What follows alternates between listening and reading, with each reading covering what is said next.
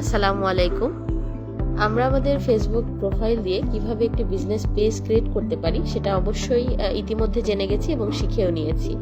Canva দিয়ে আমরা আমাদের এই পেজের লোগো এবং ব্যানার ডিজাইনটা করে থাকি।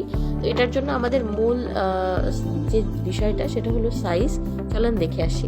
আমার স্ক্রিনটা শেয়ার করে নিচ্ছি আমি অলরেডি আপনাদের সাথে। ক্যানভাতে যাব, ফেসবুক পেজ লেখাটি আমি লিখে সার্চ করব।